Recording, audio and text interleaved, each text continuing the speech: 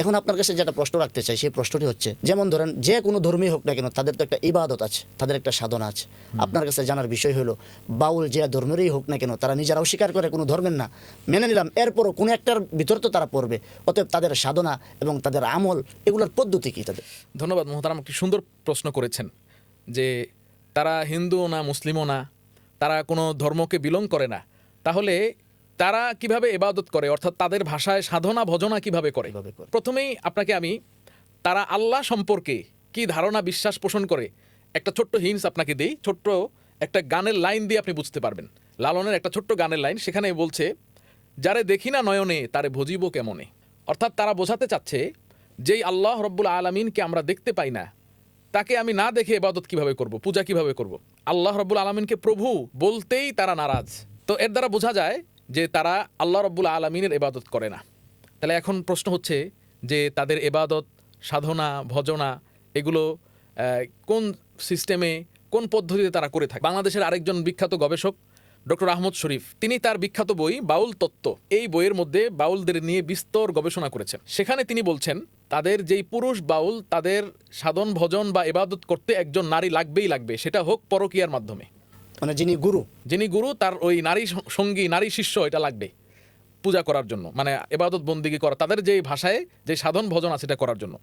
আরও আশ্চর্য কিছু তথ্য দেয় আহমদ শরীফের বাউল তত্ত্ব বই থেকে। সেখানে তাদের যেই যোগ সাধনা আছে, সেখানে তিনি বলছেন যে এই সাধনায় একজন পুরুষ ও একজন নারী অংশ নেয়, তারা বিবাহিত হোক অথবা অবিবাহিত হোক, এবং তারা যখন মিলনে তারা লিপ্ত হয়, মিলনের সর্বশেষ পর্যায়ে গিয়ে অর্গাজমের যখন সময় হয়, শেষ সময়ে গিয়ে তারা বিশ্বাস করে এই টাইমটায় আমি আমার ঈশ্বরকে খুঁজে পাবো।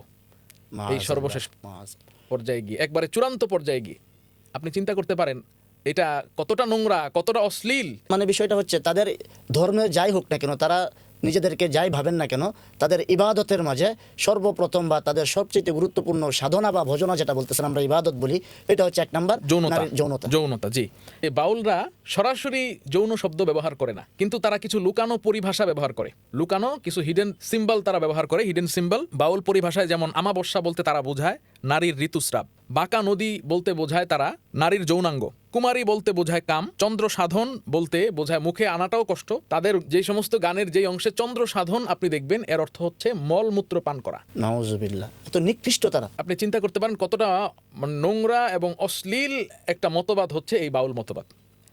আপনি আরও আশ্চর্য হবেন যে ডক্টর নিয়ামত আলী লালনের পরিভাষা নামে একটা বই লিখেছেন। সেখানে তিনি দেখিয়েছেন বাউল পরিভাষাগুলো যৌন মিলনকে কিভাবে প্রমোট করে। তিনি দেখিয়েছেন যে এই গানে যেখানে আছে বীজ, এর অর্থ হচ্ছে বীর্য, যেখানে কৃষিকাজ আছে সেখানে মিলন প্রসঙ্গ বোঝানো হচ্ছে, যেখানে সাধন ভজন সেখানে যৌন মিলন, সময় গেলে সাধন হবে না, একটা গান আছে লালনের বিখ্যাত একটা গান। তো এখানে আমরা অনেকে মনে করি যে সময় গেলে সাধন হবে না, কত সুন্দর একটা মোটিভেশনাল কথা, যে সময় যদি চলে যায় তাহলে আর চাইলেও যে কাজ করার প্রয়োজন ছিল এটা করা যাবে না, এমন একটা ধারণা আমরা মনে করি।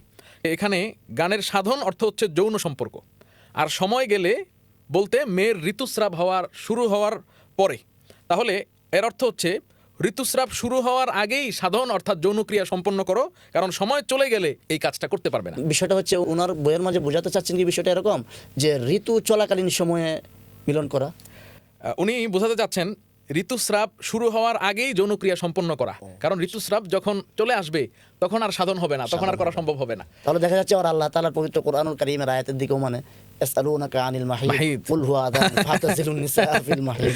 তো তারা, আপনি চিন্তা করতে পারেন যে কতটা নিকৃষ্ট এবং নোংরা এবং অশ্লীল একটা মতবাদ হচ্ছে এই বাউল মতবাদ। আমার কাছে একটা জিনিস আশ্চর্য লাগে, আপনি দেখবেন যে বাংলাদেশের সেকুলার মহল যারা ইসলাম বিদ্বেষী, অথবা আপনি বলতে পারেন ইসলামের অপোনেন্ট, ইসলামের বিপরীতে যারা প্রতিপক্ষ, যারা বাংলাদেশের ইসলামের প্রতিপক্ষ, তারা কিন্তু এই বাউল মতবাদকে তারা সবসময় প্রমোট করে আসে।